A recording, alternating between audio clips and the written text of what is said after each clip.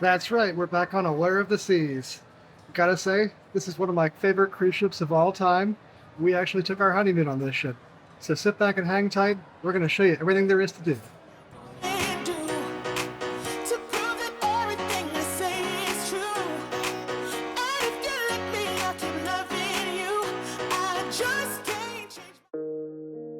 It was a 4-hour drive, but we finally made it here to Port Canaveral. You just never know what the traffic is going to be like on I-4. The check-in experience with Royal is really fast, especially if you use the app to check in prior to arriving.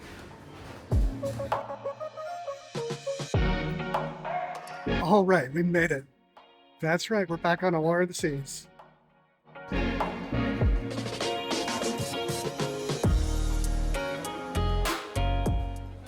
All right, we're on the ship. Looks like our rooms are ready already. That's kind of new for us. That traffic had one benefit, I guess. So they actually just leave your keys on your door. Makes it a little bit easier getting on the ship, rather than have to wait for them at check-in.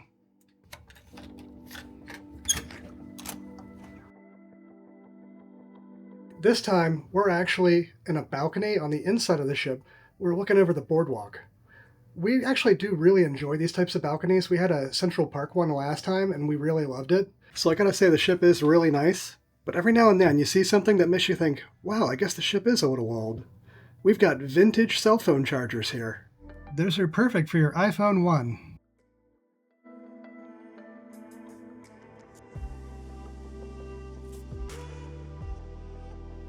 Yeah, I can tell this is gonna be nice.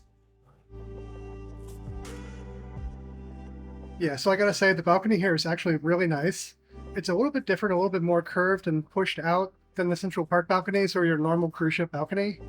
But that gives us a chance to actually look off the back of the ship, all out the back, and see the water show if we want to, or even just the water too.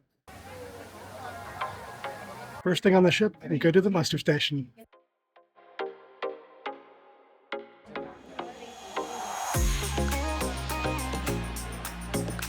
So after doing the muster station, I highly recommend checking your dining reservations or updating them if you haven't made them already. Perfect time before everyone else does.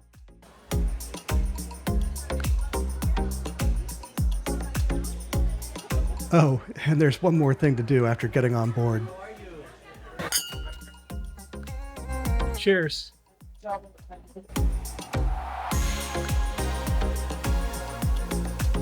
feel like the fountain here is always broken on the newer ships, so it's pretty cool to see it working on Allure. One tip on boarding day is to skip the Windjammer buffet. Head up to the pool deck for El Loco Fresh and avoid the crowds.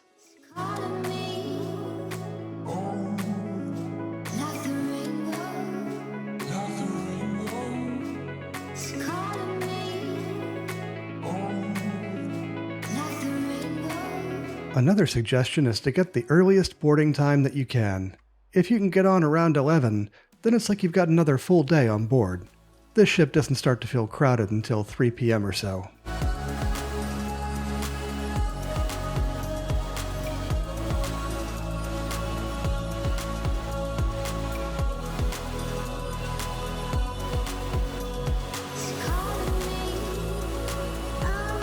The pool deck is where most people go to watch the sail away, but there are some other options. All right, you gotta check this out. We're going all the way forward on deck 14. There's a little observation deck. You've just gotta see it.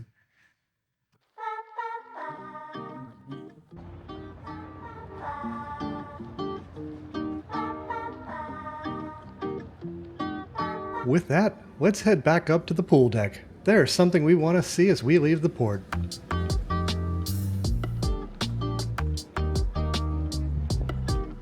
Have you ever been on this casino ship? Let us know in the comments if it's worth going on. Just up ahead here is someplace we've always wanted to go. Not a bad spot to take the RV, right?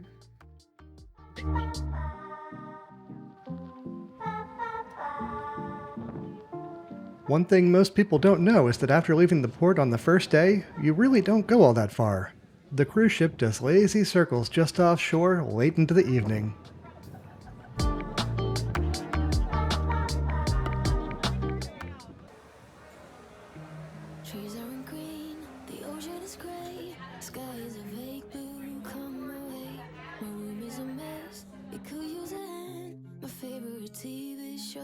So this is our first cruise on Royal since they've changed the menus in the main dining room. So I've got to say that the new menu was really quite mixed for us. Many of the new items were really great. We especially liked the soup and the Indian food. That said, some of our old favorites just weren't as good as they used to be.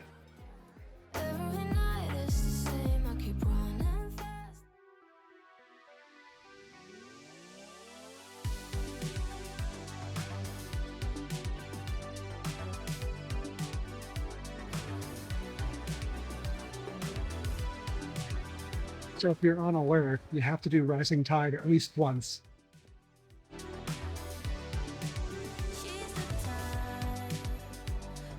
The ship itself is as nice as it ever was. I know the amplified ships have some new things on them, but you've got to remember that Allure was the best ship on the seas really not all that long ago.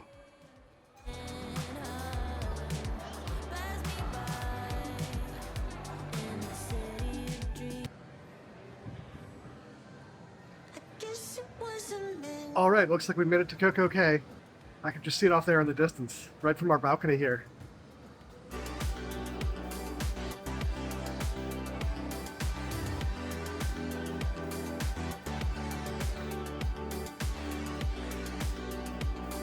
I'll tell you, room service sometimes beat the Windjammer.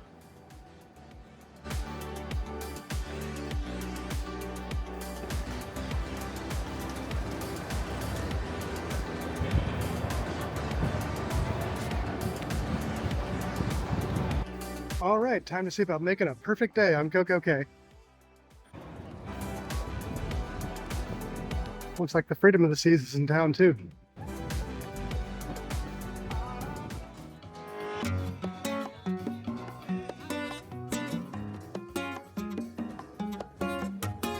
It's like every time you come back, there's something new here. It is totally worth it to come. You gotta come here.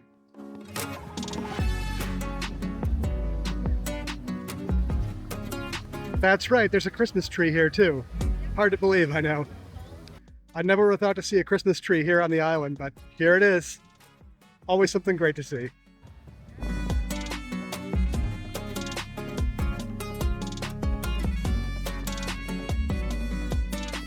All right, so it's just after 11 and we're gonna go see if we can find a chair by the pool. Bit of a test, as usually you have to be here pretty early to get a good chair.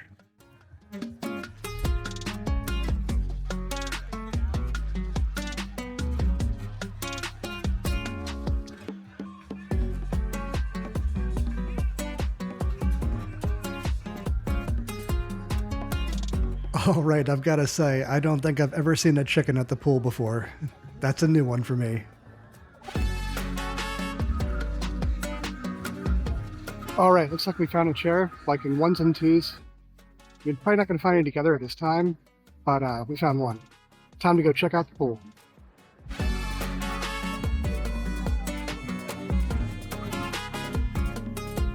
All right, this pool is cold.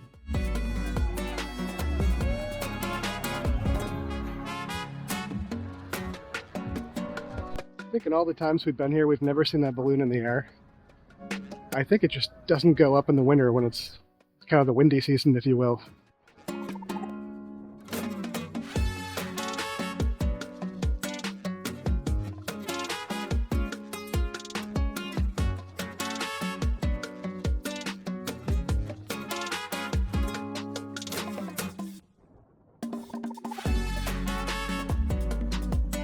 So the food on the island is really pretty good. I will say that we tend to prefer going to the snack stands rather than the buffet though.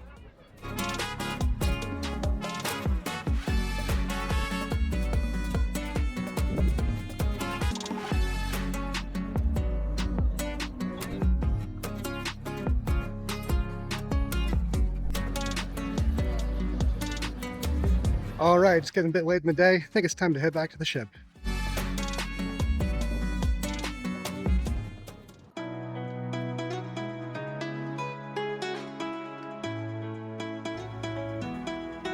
So if you're at the Diamond Loyalty tier level on Royal, you have got to visit the Crown Lounge on this ship. It is the best Crown Lounge in the whole fleet. It has the best views, And quite frankly, it's got some of the best food on the ship too.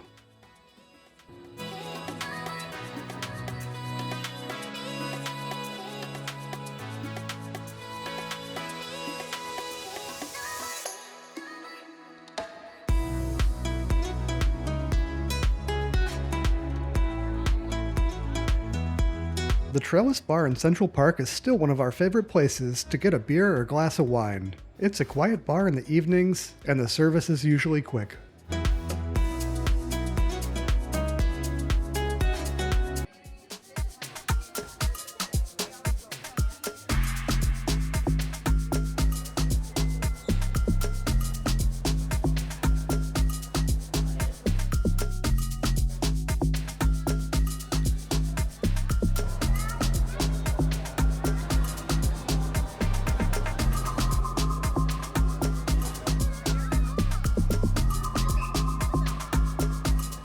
So we've seen the diving show many times, but let me tell you, we've never seen it from a balcony up here. And I'm going to tell you, you actually got a decent view. Maybe not as good as a front row seat, but it's not bad, and you're just right in your room.